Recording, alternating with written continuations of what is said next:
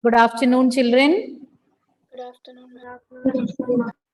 We learned about chloroplast or plastids in general and the types of different plastids we learned, types of leucoplast we learned, and the structure of chloroplast in detail also we studied. Now we are going to learn about the next organelle which are common in both prokaryotic and eukaryotic cells. These organelles, which I'm speaking about, they are found in both prokaryotic and eukaryotic cells. These are non-membrane bound organelles. Can you tell me about which organelle I'm speaking about? Ribosome. Ribosomes. So ribosomes, they are non-membrane bound and they are found in both prokaryotic and eukaryotic cells. And you know its significance.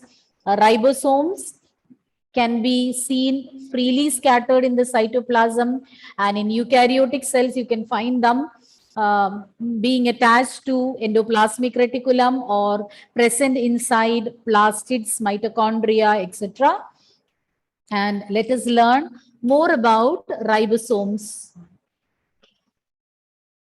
These are granular structures. These are granules like. And these were first observed by George Palade as dense particles under the electron microscope. So George Palade, he observed ribosomes as granules or granular structures on observing under a microscope. And these are made up of proteins and RNA. Ribosomes contain rRNA or ribosomal RNA. They consist of RNA and proteins, and they are not bound by any membrane. They are non-membrane bound, and you can find ribosomes both in prokaryotic and eukaryotic cells. So the next point I already told you before.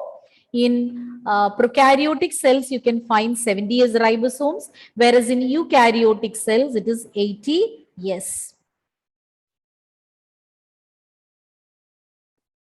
Swedberg unit. So this S stands for Swedberg unit.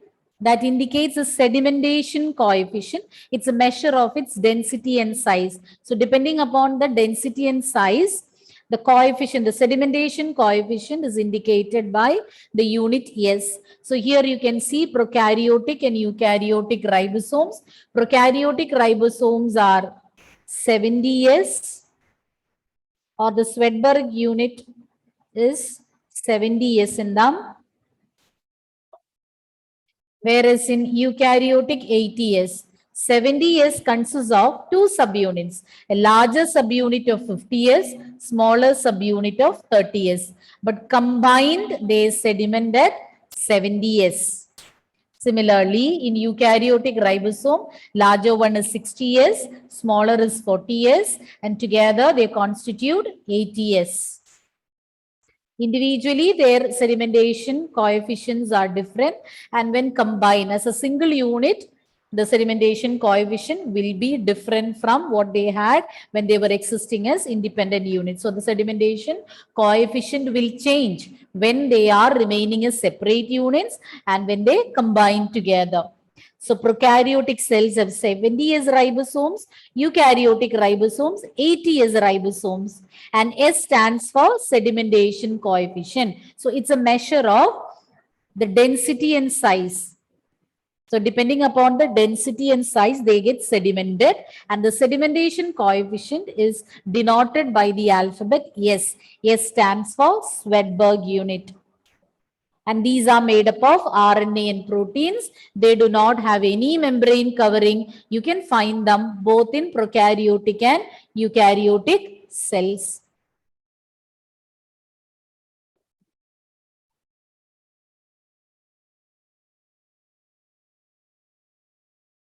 Function is protein synthesis. So they perform the function of protein synthesis. They are the sites of protein synthesis. That is a function of the ribosomes. They perform, or they are the sites of protein synthesis. They are granular structures first observed by George Palade under electron microscope. They consist of RNA and proteins. Absence of membrane is another important feature. And in prokaryotes, in eukaryotes, different types of ribosomes are found. 70S in prokaryotes and 80S in eukaryotes. Even though 80S is a ribosome found in eukaryotic cells, that is in the cytoplasm, and also those attached to the endoplasmic reticulum. But those present inside organelles like mitochondria and plastids, excuse me, those found inside plastids and mitochondria are of 70S ribosomes. Okay, understood? Even though in the cytoplasm and attached to the endoplasmic reticulum, you can find 80S ribosomes in eukaryotic cells, inside mitochondria and also plastids, 70S ribosomes are found. Their function, protein synthesis. Now moving on to the next part, cytoskeleton. Cytoskeleton are filamentous proteinaceous structures present in the cytoplasm. So cytoskeleton, these are filamentous, made up of proteins, and you can see them scattered in the cytoplasm, and they perform different functions. So it includes microtubules, actin filament, then myosin filament. So you will be learning about all those in detail. Actin, myosin and all you will learn later in the chapter locomotion. And now you need to know the functions of these cytoskeletal structures. These are filamentous, proteinaceous, and found in the cytoplasm. They provide mechanical support. They help in locomotion or motility, helps the organisms to move. So brings about movement, maintains the shape of the cell. Cytoskeleton. So they'll maintain the shape of the cell, helps in carrying out movement, and also provides mechanical support. So cytoskeleton include tubular structures made up of protein, and they are scattered in the cytoplasm, and hence the name cytoskeleton. And they will help in bringing about movement, or they are responsible for motility. Then they provide mechanical support and also maintains the shape of the cell. So these are the three main functions of cytoskeleton. Now we are going to learn about cilia and flagella. Cilia and flagella, very familiar with the terms. Can you give me a few differences, one or two differences between cilia and flagella? Cilia is present in large numbers and flagella is present in less numbers. Very good. Flagella, usually their number will be limited, and cilia, they are, when they are present, many will be there. The number will be more. Numerous cilia can be found. And if you take the case of its size also, you will find that flagellum or flagella are longer. Cilia, they are small, hair-like structures. They are small in size. Flagella are large in size. And if you take the number also, flagellum or flagella less in number, and cilia will be numerous. And both of them will help in locomotion, capturing of food, etc. Cilia are short hair-like appendages extending from the surface of a living cell. Flagella are long thread-like appendages on the surface of a living cell. These are hair-like outgrowths of the plasma membrane. These are hair-like outgrowths, but cilia, they are small in size.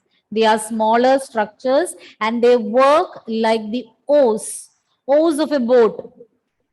Boat is moved, or the movement of the boat is assisted with the help of these oars. But when the oars are moved, the boat will move forward. So similarly, they work just like the oars, just like the movement of these oars, the cilia also will be moving, and they will help in bringing about movement. For example, paramecium. So the movement in paramecium is brought about with the help of cilia. Then flagella.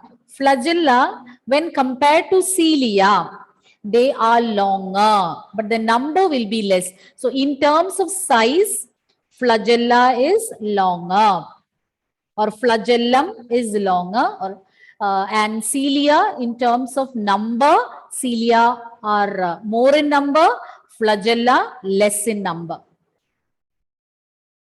They are covered by plasma membrane. So both of them are covered by plasma membrane. So once again, I will repeat the points.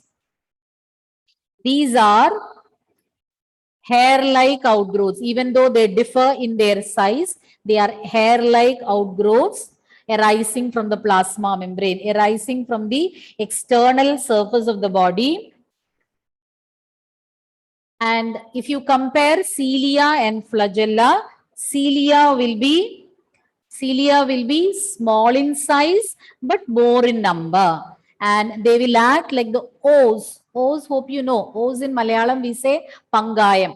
So it is with the help of the O's. So by the movement of the O's, or when the O's move in water, the boat will be moving forward. So same way, by the beating of these cilia, the organism will be able to move. Flagella, they are longer, but number is less than that of cilia. Both of them are covered by plasma membrane. Now let's see the structure. So both are having a similar structure. So we'll see the structure of these cilia and flagella.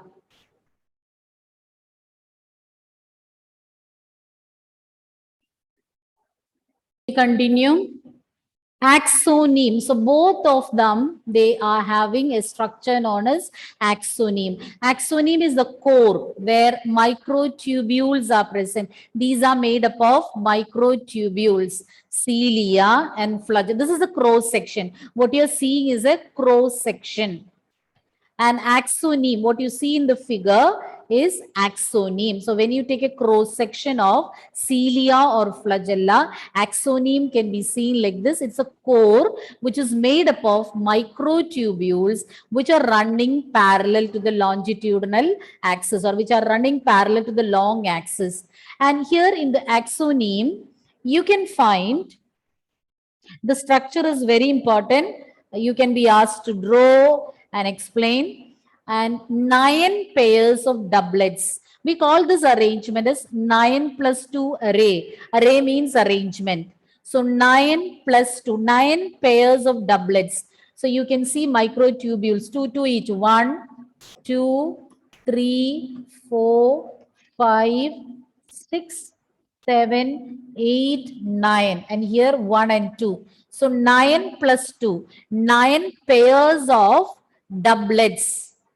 So we call it as doublets, 9 pairs of doublets because they are existing as 2.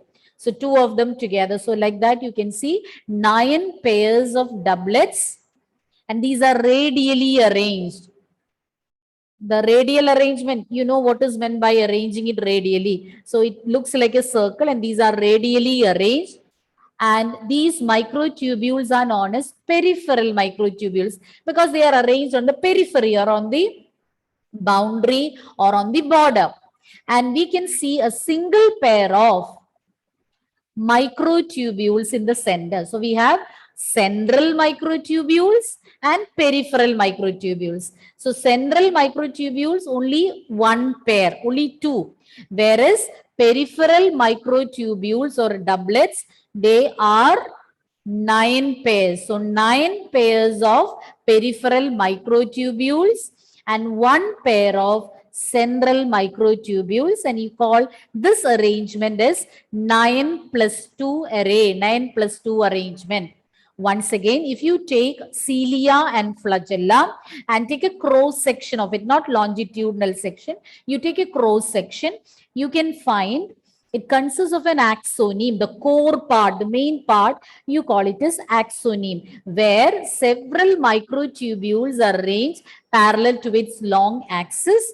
And here you can see 2 sets of microtubules. 9 pairs are in the periphery and they are in pairs. So you call it as doublets. 9 pairs are present, 9 pairs of microtubules seen as doublets. Okay. And then one pair at the center, single pair. So central microtubules because they are at the center. Peripheral microtubules because they are arranged on the periphery. And together they make up 9+2 arrangement or 9+2 array. And all these are interconnected. Central tubules are connected by means of bridges and enclosed within a central sheath. So there are connections between these different microtubules. So if you take the case of central microtubules, you can find here a bridge is there connecting them.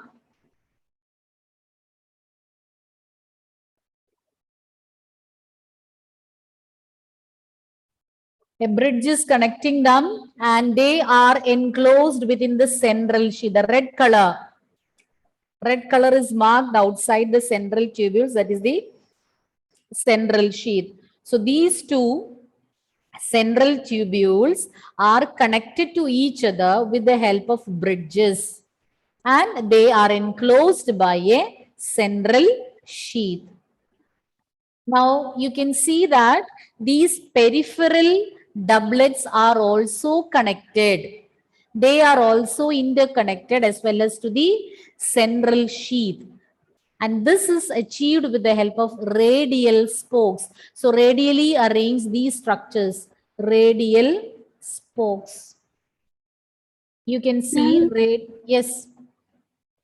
Can you show the previous slide? I will.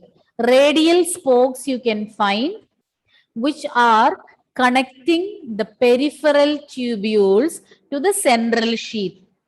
Peripheral tubules are attached to the central sheath with the help of radial spokes. And radial spokes are connecting only one of the two microtubules present in the periphery. So I'll show you that. Here, each doublet is having two microtubules and one of them is producing the radial spoke to get attached to the central sheath, to have a connection with the central sheath. So that is mentioned here. Radial spokes will connect one of the tubules, one of the microtubules of each of the 9 peripheral doublets or peripheral microtubules with the central sheath. And apart from that, these peripheral doublets are also interconnected. These peripheral doublets are also interconnected by means of linkers. So 9+2 arrangement. So by 9+2 arrangement, we understand that 9 pairs of doublets are there. You call it as peripheral microtubules, 2 at the center. Peripheral microtubules are connected with each other as well as they are connected to the central sheath. The 2 tubules at the center, they are connected by bridges and they are covered by or enclosed by a central sheath. And arising from one of the microtubules of these 9 doublets, you can find radial spokes. And these radial spokes will interconnect the peripheral doublets with that of the central sheath. And one peripheral doublet is connected with that of the next one by means of linkers. Linkers interconnect the peripheral doublets. Cilia and flagella, they emerge from centriole-like structures called basal bodies. So you know cilia and flagella, both of them are produced from the plasma membrane, arising from the external surface of the body. But there are certain basal bodies from where they are emerging out. And these basal bodies are similar to centrioles. We had already learned about centrioles. I told you about an organelle known as centrosome. Within each centrosome, 2 centrioles are present, and these centrioles will produce spindle fibers at the time of cell division, which will help in the alignment of chromosomes at the time of cell division. So these basal bodies also resemble centrioles. So once again, I will repeat all the points. It's a very important topic, the 9+2 array. We'll start with cilia and flagella.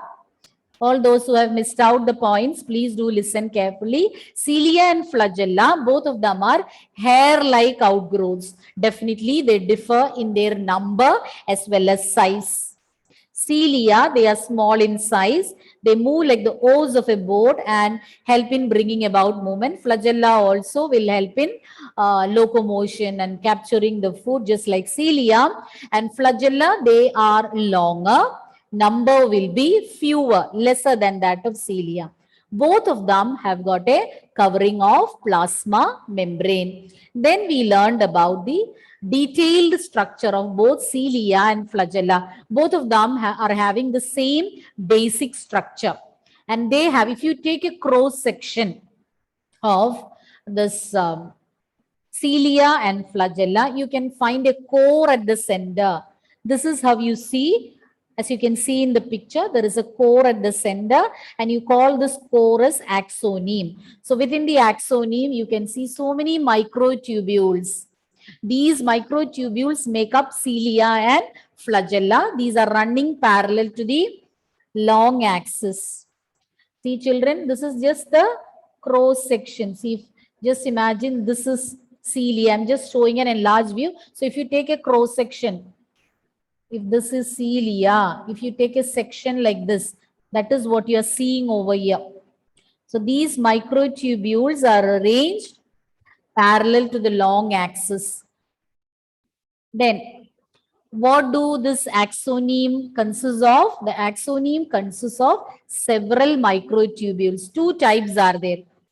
Some are arranged at the periphery, means at the boundary. Some are arranged at the center. How many are arranged at the center? 2. A single pair is at the center. Then 9 pairs are at the periphery. You call it as doublets because they come in pairs. They are peripheral microtubules because they are arranged along the boundary or on the periphery. So 9 pairs of peripheral microtubules, also known as doublets, because they are found in pairs. And 2 at the center, we call it as central microtubules. As the name suggests, they are placed at the center. Now, the 2 central microtubules, they are connected, they are interconnected by means of bridges. And then there is a central sheath enclosing the central microtubules. Then, now coming to the other tubules, that is peripheral microtubules. The peripheral microtubules are interconnected with each other. At the same time, they are connected to the central sheath also. So arising from one of these doublets, you can see radial spokes. Radial spokes are not produced from both the microtubules, but one from each pair. From there, you can see some radial spokes establishing a connection with the central sheath. And these peripheral microtubules are interconnected also with the help of linkers. Linkers interconnect the peripheral microtubules. Okay, apart from that, these grape-like structures or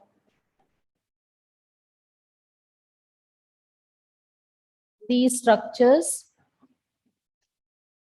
what you see, you don't have to learn about that. Those are Dynein arms, Nexin arms, Dynein arms. So they play an important role in the beating movement of cilia and flagella. It is not mentioned, so you don't have to learn about those structures shown like this in between the peripheral doublets. You don't have to learn about it since it is not mentioned. So you just need to know only about the linkers which interconnect the peripheral microtubules. What you see like this are specialized arms which will help in the movement of the cilia and flagella or the oar-like beating movement of cilia and flagella. So that you don't have to learn.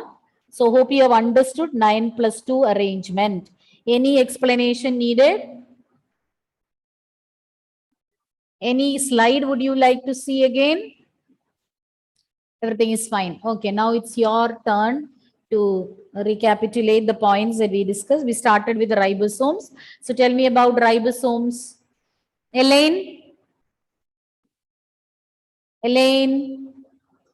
Why so many videos are of Fahiz? Analyst, Fahiz went. Ardra? What did we learn about ribosomes?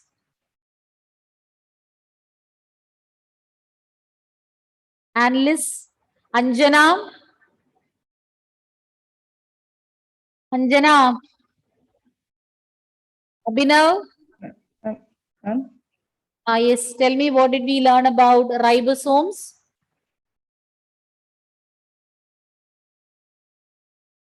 Agna? Ma'am, Ah, granular yes. structures first They are observed granular structures. observed by George Hmm.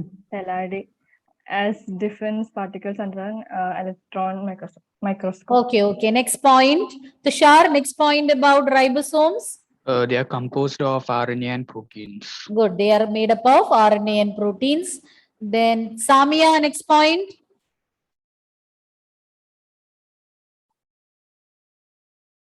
Samia. Irene. Hi, Samia. What was the next point that we discussed?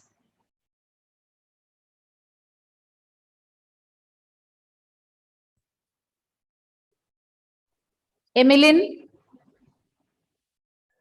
In prokaryotic cell, ribosome are 70S, and in eukaryotic cell, they are of 8S. Okay, what does this yes indicate? Sarah, what is meant by yes in 70S and 80S? What does that S indicate?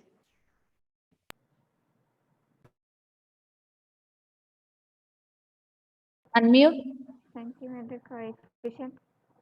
Sedimentation coefficient. It is expressed as a Swedberg units. What do that indicate? It indicates a measure of its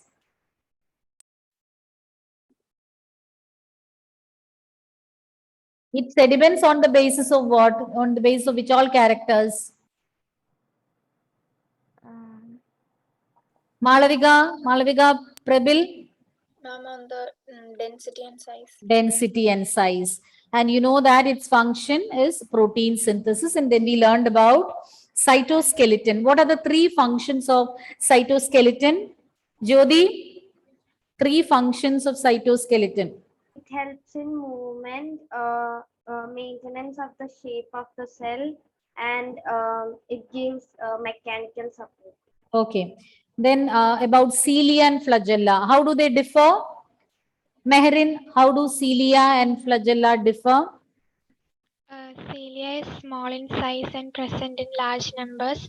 Cilium Flagella is singular. Mehrin, cilia plural, cilium singular. So cilia are.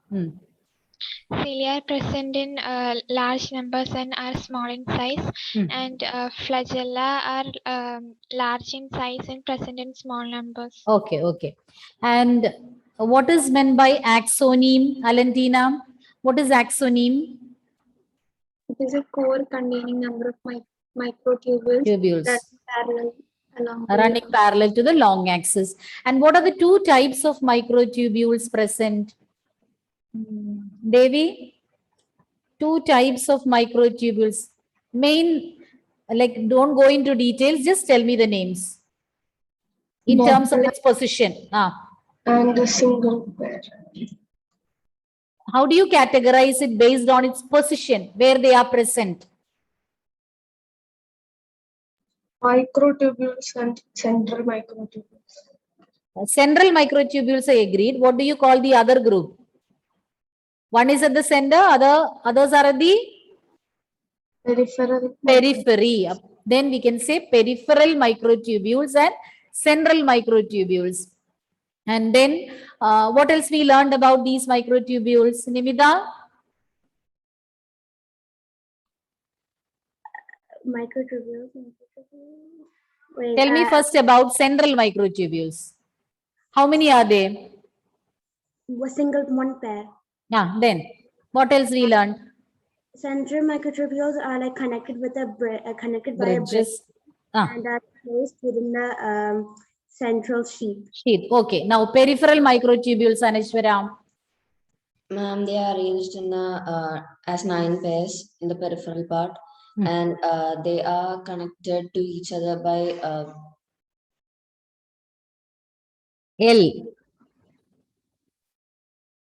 They are interconnected by means of a structure starting with L. linkers. Lingers. Then how are they connected to the central sheath, Tom? They are connected by a radial spoke. Radial spokes will be arising from both members of that peripheral microtubules or both members of the doublet. One member. From one of these doublets, radial spokes will arise and that will establish a connection with the central sheath. And this arrangement you call it is, Alina, what do you call this arrangement of peripheral tubules and central microtubules?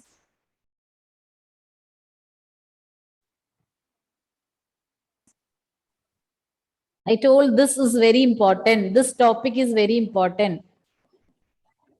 Just like a mathematical sum. What is that? Unmute. Can't hear.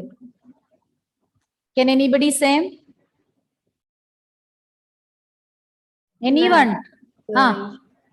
Once again? 9 plus 2 arrangement. 9 plus 2 array. 9 plus 2 array or 9 plus 2 arrangement. Okay, we'll wind up here and by next class we can complete the chapter. Okay, children. So thank you. See you next class.